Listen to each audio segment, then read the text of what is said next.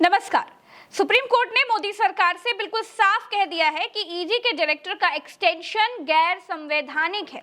मतलब ये समझिए कि जो ईडी भ्रष्टाचार और पैसे कौड़ी की जांच करती है, उस ईडी के अपने बॉस ही गैर संवैधानिक तरीके से, गलत तरीके से ईडी के बॉस बने हुए हैं। ईडी एक संवैधानिक संस्था है, लेकिन पिछले 5-6 सालों में ईडी पर सबसे ज्यादा ये आरोप लगे हैं कि ईडी भारत की संवैधानिक संस्था कम भारतीय जनता पार्टी की प्राइवेट लिमिटेड कंपनी बनकर रह गई है। आज इसी पर विस्तार से बात करने के लिए हमारे साथ वरिष्ठ पत्रकार अशोक वानखेड़े जी हैं। मानो ईडी पामेरियन कुत्ता हो गया घर का, कि कोई आया तो भौंक ले और घर मालिक कहे नहीं नहीं टॉमी भैया आए हैं तो टॉमी पूछ हिलाने लग जाए। अशोक सर नमस्कार। सर नमस्कार। सुप्रीम कोर्ट ने सीधे कह दिया है कि ईडी के लिए कोई दूसरा आदमी खोजिए डायरेक्टर के लिए, लेकिन सरकार कहती है कि संजय मिश्रा के अलावा उनके पास कोई और अच्छा आदमी, काबिल आदमी ही नहीं है डायरेक्टर बनने के लिए। प्रज्ञा, सिर्फ सुप्रीम कोर्ट ने ये नहीं कहा कि दूसरा आदमी ढूंढिए जी। सुप्रीम कोर्ट ने कहा कि संजय कुमार मिश्रा का अपॉइंटमेंट और का एक्सटेंशन जो दिया आपने वो असंवैधानिक और गैर कानूनी है। 31 जुलाई उनको जाना होगा, वो भी इसलिए कि वकील साहब ने रिक्वेस्ट की, सरकारी वकील ने, कि साहब बहुत सारे बीइंग ईडी डायरेक्टर बहुत सारे कमिटीज पे है, वहां पे थोड़ा सा बदलाव करना होगा। तो उन्होंने कहा कि हम तुमको 15 दिन देते, इससे ज्यादा नहीं। ये क्यों हुआ? देश आजाद हो गया तब से आज तक शायद ऐसा तीसरा एक्सटेंशन किसी को नहीं मिला। 3 बार एक्सटेंशन दिया गया। 19 नवंबर 2018 को इनका टेन्योर खत्म हो रहा था। 18 से लेके 31 जुलाई 23 तक ये उधार के सिंदूर पे है। ऐसी क्या मजबूरी है? सर्वोच्च न्यायालय ने इसके पहले भी, जब सेकंड एक्सटेंशन के टाइम पे, इनको कहा था कि ऐसी क्या मजबूरी है कि आपके पास कोई दूसरा आदमी, काबिल आदमी मिल ही नहीं रहा देश में ईडी का डायरेक्टर बनने के लिए। तो सरकार ने उस निर्णय के खिलाफ सेंट्रल विजिलेंस कमीशन एक्ट 2003 में 2021 में एक अमेंडमेंट लाया और उस अमेंडमेंट के तहत ये प्रोविजन किया कि सीबीआई और ईडी के डायरेक्टर 5 साल तक रह सकते हैं। मतलब इतना एक्सटेंशन उनको दिया जा सकता है। उसके बाद जब ये केस आया कोर्ट में तो इसमें कई पिटिशनर थे, तो सरकार ने तो इस पे ये कर दिया कि सब तो ये तो राजनीतिक एंगल से ये लोग कर रहे हैं, राजनीति है इसमें कोई ऐसा कोई संविधान वाला मामला नहीं, क्योंकि सारे विपक्षी दल, इसमें कई विपक्षी दल है जो पिटिशनर है। लेकिन अब तो कह रहे कोई काबिल आदमी नहीं मिल रहा है उनको। सर्वोच्च न्यायालय ने कहा, तब सर्वोच्च न्यायालय ने कहा कि पिटिशनर में हम मानते हैं कि कई पॉलिटिकल दल है, लेकिन एक विनीत नारायण नाम का पत्रकार भी है जिसने जैन हवाला कांड को इस देश के सामने ओपन किया है। तो हम विनीत नारायण की पिटीशन को भी पिटीशन माने तो भी इसका जवाब देना होगा। इसी में सर्वोच्च न्यायालय ने एमएस क्यूरी, यानी जिसको न्याय मित्र कह सकते हैं हम हिंदी में, वो के भी विश्वनाथन को, एक सीनियर वकील है बहुत बड़े, उनको न्याय मित्र के तौर पे बुलाया। उन्होंने भी ये कहा कि जो आपने संशोधन किया है सेंट्रल विजिलेंस एक्ट में 2003 के, वो ही गैर कानूनी है, असंवैधानिक है। तो कम से कम ये सवाल एसके मिश्रा के जाने का नहीं है। ये इस बात को ये फिर एक बार रेखांकित हो गई कि नरेंद्र मोदी जी की सरकार कितने असंवैधानिक काम करती है, गैर कानूनी काम करते हैं। तो अशोक सर, संजय मिश्रा जो अभी डायरेक्टर हैं ईडी के, इन पर सरकार इतनी मेहरबान क्यों है? आपका अनुभव क्या कहता है? मुझे लगता है कि जो आदमी सारे कानूनों को ध्वस्त करते हुए सरकार जो कहे वो करती है। मैं ईडी के एक्शन के खिलाफ नहीं हूं प्रज्ञा, ना हाफ है, ना किसी को होना चाहिए जी। मैं बोलता हूं बदले की भावना से भी कर रही हो ईडी एक्शन तो बिल्कुल करे। आज बीजेपी की सरकार है तो सारा विपक्ष जो है वो नंगा हो रहा है, भ्रष्टाचार बाहर आ रहा है। जब ये लोग सत्ता में आए तो बीजेपी के भ्रष्टाचारी बाहर होंगे, कुल मिला के देश में सफाई होगी। मेरा ऑब्जेक्शन ये है कि इस संजय कुमार मिश्रा की कंपनी जो है ईडी, ये प्राइवेट लिमिटेड जैसी काम कर रही है। और प्राइवेट लिमिटेड इसलिए कर रही है कि किसी को नोटिस देती है, किसी पे केस चलाती हैं, किसी का चार्जशीट फाइल करती हैं, और जैसा ही आरोपी भाजपा का चोगा पहन लेता है या भाजपा की सदस्यता ग्रहण कर लेता है, वो पाक साफ हो जाता है। ईडी एकदम चुप हो जाती है, मानो ईडी पामेरियन कुत्ता हो गया घर का, कि कोई आया तो भौंक ले, और घर मालिक कहे नहीं नहीं टॉमी भैया आए हैं, तो टॉमी पूछ हिलाने लग जाए। सवाल ये है, क्या ईडी का नोटिस, सीबीआई का नोटिस नहीं मिला था आसाम के मुख्यमंत्री को, वर्तमान में जो बीजेपी के मुख्यमंत्री हैं? क्या हुआ उनका? शारदा चिटफंड में हेमंत विश्व शर्मा को नोटिस मिला था, उसके बाद क्या हुआ? वो बीजेपी में हो गए तो मुख्यमंत्री बने। 17,000 करोड़ का घोटाला और भ्रष्टाचार ईडी के रडार पे महाराष्ट्र में अजित पवार, ईडी के रडार पे महाराष्ट्र में छगन भुजबल, ईडी के रडार पे महाराष्ट्र में हसन मुशर्रफ, जो लगातार सुनील तटकरे। ये लोग रातों रात, 3 दिन पहले प्रधानमंत्री ने कहा और 3 दिन बाद, जिस दिन प्रधानमंत्री ने भोपाल में इनको सबसे करप्ट कहा और कहा कि मैं गारंटी लेता हूं इनको जेल में डालने की, वो तुरंत भाजपा के समर्थन में उतर गए और मंत्री बने। आश्चर्य की बात है, जो हसन मुशर्रफ कल तक जमानत के लिए भाग रहा था, वो मंत्री पद लेके अब लाल दे की गाड़ी में घूम रहा है। तब संजय कुमार मिश्रा की ईडी क्या करती है? सवाल ये है, संजय कुमार मिश्रा ने क्या ईडी बेच दी है सरकार के पैरों के तले? ये इंडिपेंडेंट ऑर्गेनाइजेशन है, इसका अपॉइंटमेंट भी सरकार, विपक्ष के नेता और सर्वोच्च न्यायालय के मुख्य न्यायाधीश बैठ के करते हैं। सर, गृह मंत्री अमित शाह ने एक बात कही है कि जो लोग इस बात से खुश है, सुप्रीम कोर्ट ने जो फैसला लिया है, जो लोग इस बात से खुश हैं कि ईडी के डायरेक्टर बदलेंगे, तो वो ये बात समझ लें कि आप अमित शाह जी कह रहे हैं कि जो भी डायरेक्टर होंगे वो वंशवादियों के क्लब में फैले भ्रष्टाचार को अनदेखा नहीं करेगा।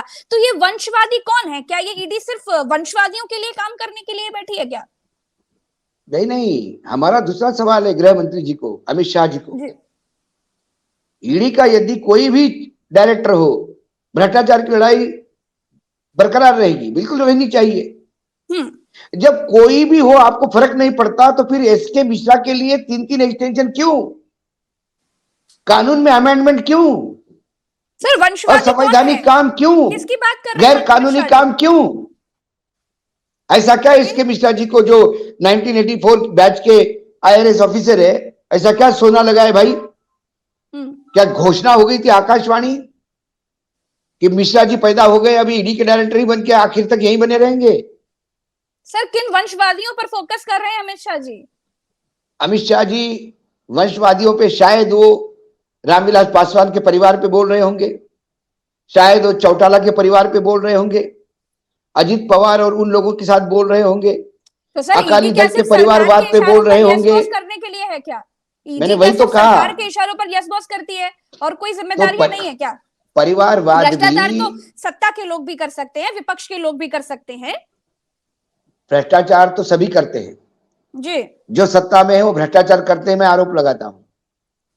लेकिन जब भ्रष्टाचार को आप सदाचार के रूप में लेते हो और व्यभिचार को आप धार्मिक कार्य समझते हो, तो ऐसे में क्या किया जाए?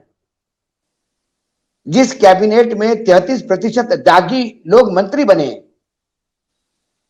उनसे अपेक्षा क्या की जा सकती है? आप ही के पिछले चुनाव में यूपी के इतना बड़ा कैश पकड़ा गया, जीएसटी के इंटेलिजेंट यूनिट ने कैश पकड़ा कानपुर में, कहां गया था ईडी? क्यों नहीं पहुंची इनकम टैक्स उसमें? ईडी और इनकम टैक्स ये हाकारा हो गए। देखिए प्रज्ञा जी, पुराने जमाने में राजे महाराजे जब शिकार करते थे, तो राजा साहब शिकार या नवाब साहब मचान पे बैठे रहते थे बंदूक लेके, और बेचारे सेवक जो है पूरे जंगल में ढोल ढमाका पीट पीट के हाहाकार करा करके, चिल्ला चोट करके वो जानवर को उस पेड़ के तरफ लाते थे जिसमें महाराज बैठे। जब महाराज के सामने जानवर आता था तो वो शिकार करते थे, फिर फोटो खींची जाती थी। तो ईडी आजकल हाका लगाती है, भ्रष्टाचार के नाम से डरा डरा के, हाका लगा लगा के विरोधी पार्टियों के नेताओं को, विधायकों को, सांसदों को बीजेपी का चोगा पहनने के लिए मजबूर करती है। और हमारे नवाब ऊपर बैठे हुए हैं और वो एक एक का शिकार करते हैं। ये आया कब्जे में, फड़ाक मार गोली इसको, अब ये बीजेपी में हो गया, अब एकनाथ शिंदे ये हमारे साथ हो गया, अजित पवार ये हमारे साथ हो गया, अब ये आदमी ये हमारे साथ हो गया, हेमंता विश्व शर्मा अब ये हमारे साथ हो गया। तो ये हाका लगाने वाले लोग हो गए और इससे ज्यादा सर इनका कोई काम नहीं बचा। सर जैसे ये बात कही जाती है, अब लोग चर्चा भी कर रहे हैं कि ईडी सीबीआई जैसी जो संस्थाएं हैं ये सरकारों के लिए काम करती है, चाहे कोई भी सरकार हो, चाहे किसी की भी सरकार हो, तो ये कैसे काम करती हैं सरकारों के लिए? मैं एक बार इसको थोड़ा समझना चाह रही हूँ। मैं बता रहा हूं आपको। राज्यसभा में एक सवाल का जवाब सरकार ने दिया। 8 साल में ईडी ने 3010 छापे मारे। उन 3010 छापों में से 23 लोग दोषी पाए गए। तो बाकी छापे वसूली के लिए थे या डराने के लिए थे? सवाल यह है। इंडियन एक्सप्रेस में एक खबर छपी है सरकार का इंफॉर्मेशन का हवाला देते हुए। एनफोर्समेंट डायरेक्टर ने 2014 से आज तक 121 नेताओं पे एक्शन लिया, उनमें से 115 विपक्ष के हैं। तो इसका परसेंटेज 95% पड़ता है। मतलब जितने नेताओं पे आपने एक्शन ली उसमें से 95% विरोधी पार्टियों के नेता हैं।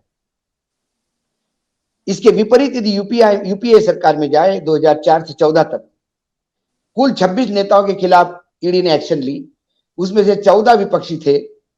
परसेंटेज 54 आता है। 95 और 54 ये डिफरेंस है। सरकार ने ईडी एक हथियार बनाया है। भारतीय जनता पार्टी सरकार बनाने के लिए कभी भी कहीं पे भी सरकार गिराती है। ईडी के डर से लोग टूटते हैं। ये जो मेंढक जैसे इधर से उधर लोग कूद रहे हैं, ये कोई हिंदुत्व की भावना से नहीं है। एकनाथ शिंदे 2.5 साल तक सरकार में रहा, सरकार का माल खाता रहा, मलाई चाटते रहे, और उसके बाद 2.5 साल बाद उनको याद आया कि ओह, शिवसेना कांग्रेस के साथ जाके हिंदुत्व खराब कॉम्प्रोमाइज किया।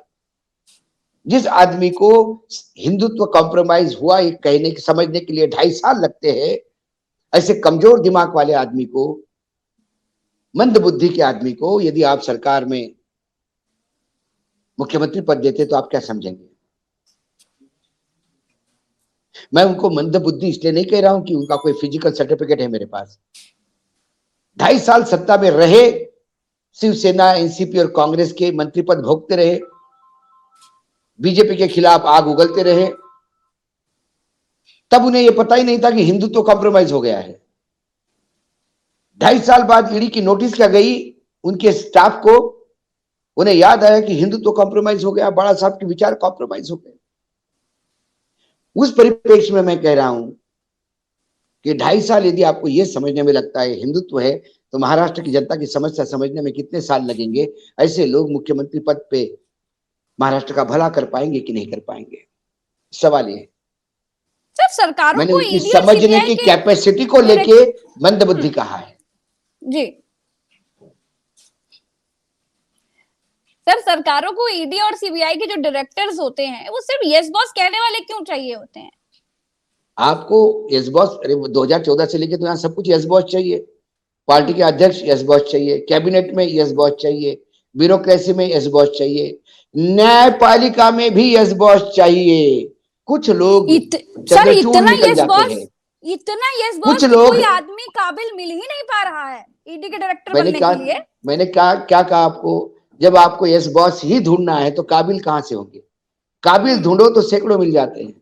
यस बॉस बड़ा सोच सोच के मिलता है, संभल के ढूंढना पड़ता है, और जो मिलता है फिर उसको छोड़ने की इच्छा नहीं होती, इसलिए 3-3 बार एक्सटेंशन देना पड़ता है। ये देश काबिल लोगों का देश है। 2014 के पहले से इस देश में सरकारें चलती आ रही है।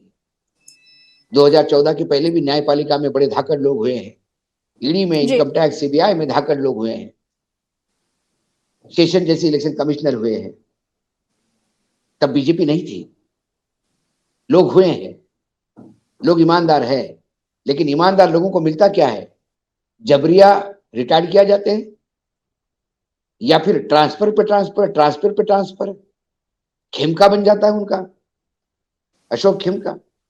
जिस खेमका के लिए हरियाणा में बीजेपी लड़ती थी और हुड्डा सरकार को भला बुरा करती थी, आज उनकी सरकार है तो खेमका जी के ट्रांसफर कम नहीं है, ट्रांसफर बरकरार है। क्योंकि भगत सिंह सबको चाहिए पड़ोसी के घर में, अपने घर में नहीं चाहिए। सबसे बड़ा प्रॉब्लम ये है। जी, बहुत बहुत शुक्रिया अशोक सर समय देने के लिए, बहुत बहुत धन्यवाद। धन्यवाद, धन्यवाद।